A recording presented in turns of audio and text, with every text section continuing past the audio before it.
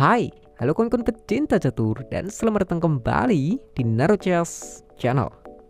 Di video kali ini, saya akan membahas para catur yang sangat menarik yang dimainkan antara Herman Clemens melawan Friedrich Eisenschmidt. Permainan ini terjadi pada tahun 1862. Dan oke, baiklah kawan-kawan, kita langsung ke permainan. Di sini Herman sebagai putih dan Friedrich memegang hitam.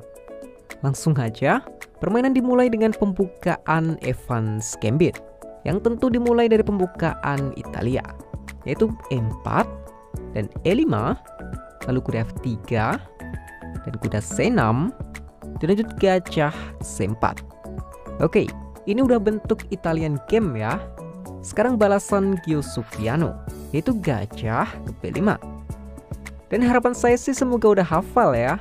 Jalur Evans Gambit jelas pion B4 kan? Ya, dan ini juga udah saya jelasin di video sebelumnya. Jika pion ini dimakan, line utamanya adalah C3 diikuti dengan D4. Jadi setelah Friedrich memakan pion, putih mengambil jalur utama yaitu pion C3.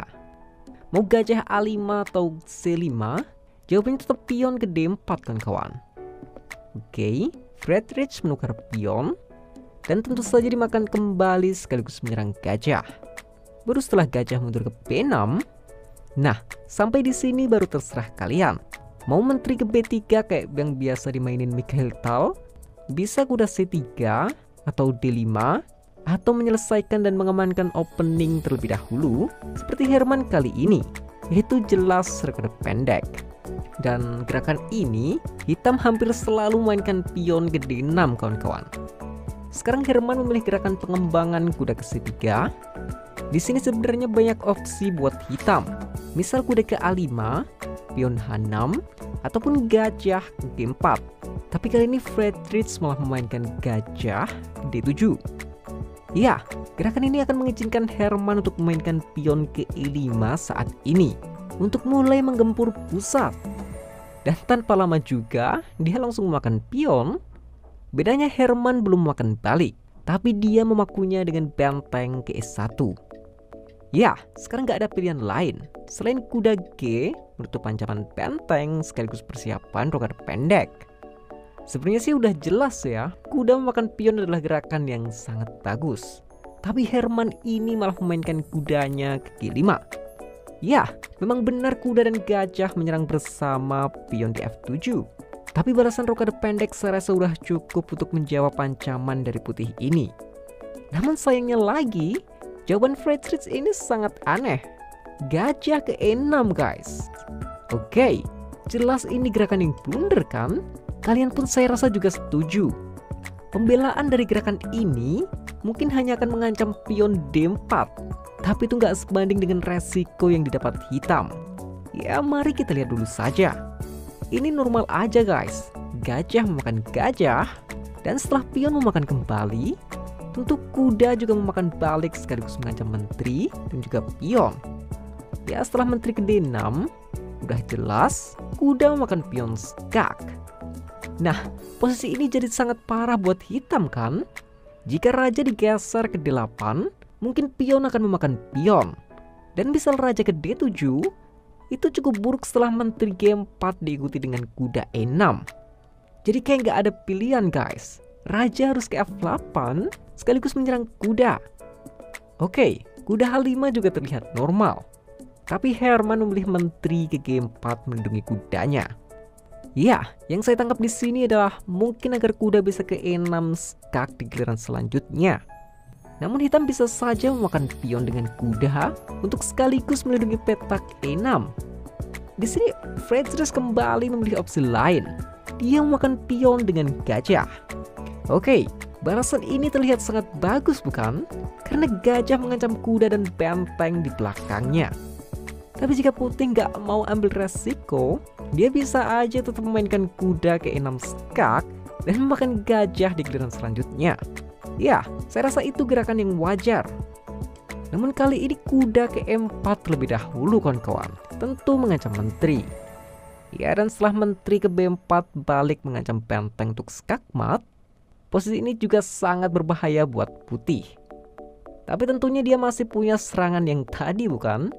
Jadi jelas kuda ke-6 skak, raja F7 akan ada skak lagi dari kuda lainnya. Jadi raja ke-E8, ya sama aja, kuda ke F6 skak. Kini raja harus ke F7.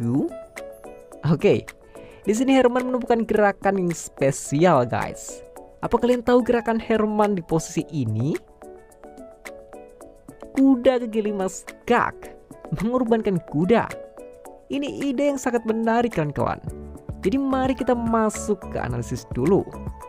Jika raja memakan kuda, menteri ke E6 skak. Langkah paksa raja ke G7, menteri F7 skak, paksa lagi raja ke H6, dan udah selesai. Ini kuda tinggal pergi kemana aja pun tetap skakmat kawan-kawan. Tapi kalau mau lebih cepat bisa kuda ke E4 skak, karena raja udah nggak bisa gerak. Jadi gajah menutup skak, dan setelah dimakan kembali dengan gajah skakmat. Ya, ide pengorbanan kuda tadi akan memaksa ke jalan skakmat paksa. Tentu itu bukan ide yang sembarangan dan asal-asalan. Ya, dan oke, kita kembali ke permainan. Tentu saja di sini raja nggak berani memakan kuda, jadi dia mundur ke F8.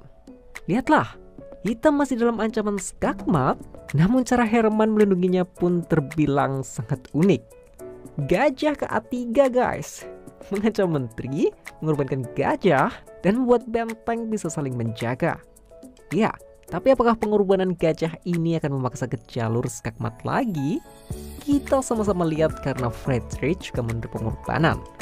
Dengan kata lain, ancaman skakmat dari hitam mudah hilang.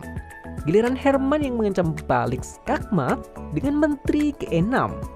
Sangat jelas kan, menteri F7 adalah skakmat. Tapi tahukah kalian, skakmat ini juga udah nggak bisa lagi untuk diantisipasi. Jika raja gerak, dia hanya bisa ke G7. Tapi kuda H5 skak akan memaksa raja balik lagi, dan tetap saja menteri ke F7 skakmat. Sangat keren. Ya, udah dipastikan hitam gak bisa lari dari ancaman skakmat ini. Dan pasti di antara kalian ada yang melihat gerakan Friedrich kali ini. Kuda ke D8. Sangat logis bukan? Melindungi skakmat serta menyerang menteri. Namun sayangnya udah saya katakan tadi, ancaman skakmat gak bisa lagi untuk diantisipasi. Dan apa kalian tahu bagaimana cara putih untuk memaksa skakmat di posisi ini? Yes, Herman tetap mainkan menteri ke F7 skak kawan-kawan. Pengorbanan menteri yang sangat brilian. Dan kalau ini udah jelas nggak ada bantahan lagi, kuda harus memakan menteri. Dan sebuah penyelesaian yang sangat-sangat cantik dengan kuda ke E6 skakmat. Wow, benar-benar sebuah posisi skakmat yang sangat-sangat indah. Ini posisi perlu kita ingat ya, buat dijadikan referensi buat menyerang selanjutnya. Ini pun juga bisa jadi bukti bahwa skakmat itu nggak harus pakai menteri ataupun benteng. Namun bisa dengan kedua kuda seperti ini. Namun realistis saja ini sangat susah. Dan ya, dan kawan-kawan sekian dulu video kali ini. Semoga video dan partainya bisa menghibur dan bermanfaat. Dan jangan salah kata, saya mohon maaf. Salam chess lovers, terima kasih.